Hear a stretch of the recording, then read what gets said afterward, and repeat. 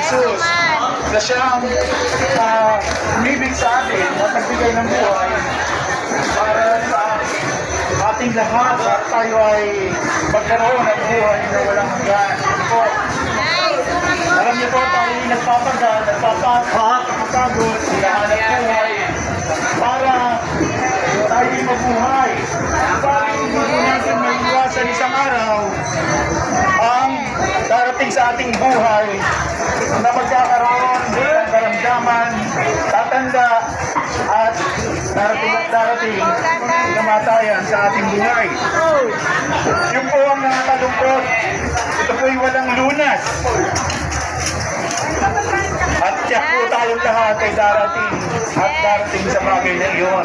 Maraming tao po sa atin ay hindi pinaglalaanan iyon. Masyado tayong abala sa ating pamumuhay sa araw-araw para tayo ay mabuhay. Subalit, merong mahalagang bagay po na tayong dapat paglaanan. Hindi lamang po tayo hanggang simenteryo. May pangalawang buhay po. Hindi po tayo hanggang lapida lang. At pagkayari po noon ay tapos na. Tayo pong lahat ay haharap sa hukom ng Kristo. At sigurado po, hahapilan tayo ayon sa ating ginawa, ayon sa pangalawang Korinto 5:10.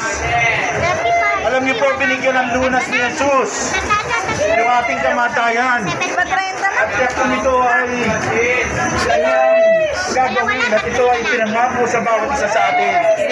Kaya tayo mga nahihirapan, nabibigat ang lubha sa ating mga dalangin at pasanin. Tayo po ay lumapit sa Kanya. Siya po ay nag-aanyaya sa atin. Para po yung kinatatakutan nating mga karamdaman at magdudulot ng kamatayan sa darating na panahon ay magkaroon ng lunas at kapahinahan. Bakit po tayo maagang gising sa mga malengke para mabuhay ay meron pa po mas mahalaga. Yun po ang buhay na walang hanggan na nais ni Jesus na ipagkaloob sa atin. Hindi po rin inyo na aming nilalapit sa inyo, kundi ang pag-ibig ni Jesus na anak ng Diyos na binigay sa silog ng langit. Ano po ating dapat gawin lamang? Tanggapin po natin si Jesus sa ating mga puso, pagsisihan natin ating mga kasalanan. Yan po ang hinihingi sa atin ni Jesus, yung manampalataya po sa Kanya. At tiyak po ang Kanyang pangako. Ang sabi niya sa Juan 11:25, ang sino bang nananampalataya sa Kanya, kahit mamatay, ay muling mabubuhay. Kaya po ang dapat lamang natin gawin, kilalanin si Jesus, tanggapin sa ating mga puso bago mamuli ang lahat sa ating buhay. Kaya kung tayo po'y nagpapagal sa buhay na ito, gumigising ng maaga, pinaglalaanan natin pamilya, buhay, mahal na mahal po tayo ng Panginoon. Hindi po natatapos doon. At siguradong darating ang isang araw, maghihina ang ating katawan, igugupo ng karamdaman, at ang masakit, yung kamatayan darating sa ating buhay. Yan po ay binigyang lunas ng ating Panginoon sa pamamagitan ng kanyang anak na si Jesus na nabayubay sa krus. Simple lamang po ang kanyang hinihiling. Manampalataya tayo sa kanya ng buong puso at kaluluwa. Pagkatiwala po natin sa kanya ang ating buhay. Sa lahat po ng taga-Malolos, kami po ay lumalapit at kumakatok sa inyong puso sa ngalan ng ating Panginoon. Iulit ko po, hindi po kami nangungulikta ng pera. Ang nais po namin ay magkaroon tayo ng matibay na pananampalataya kay Jesus. At tiyak po ang kanyang pangako. Bagamat darating ang kamatayan sa atin, sinabi niya, ang sinong sumasampalataya sa kanya, kahit mamatay, ay muling mabubuhay. Ano pa ating dapat gawin? Manampalataya, tanggapin si Jesus sa ating puso, pagsisihan natin ating mga kasalanan, at pag-ariin siya sa ating mga puso. Ako'y mananalangin. Pwede po kayong sumunod sa inyong mga puso. Kahit naglalakad kayo, kahit ano ang inyong ginagawa. Ama, salamat po sa umagang ito. Purihin ka po sa pagkakataong ito. Ang iyong mabuting balita ng kaligtasan ay malaya po na naahatid sa amin dito sa bayan ng Malolos.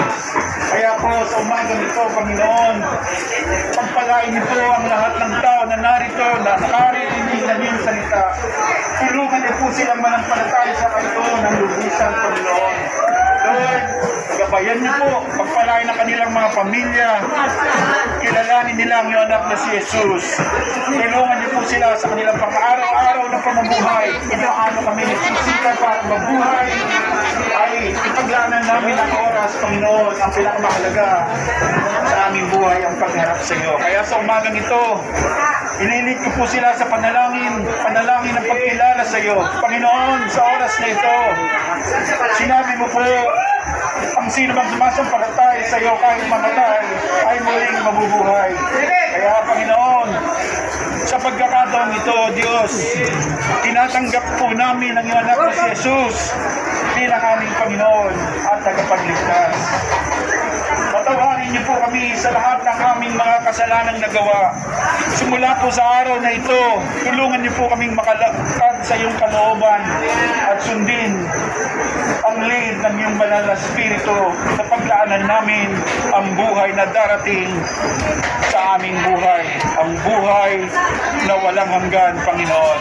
Maraming pong salamat sa iyo lahat ng kapurihan. Pagpalain niyo pong lahat ang nakarinig ng iyong salita. Sa pangalan lamang na aming Panginoong Isus. Amen and Amen. Magandang umaga po. Pagpalain po ay lahat.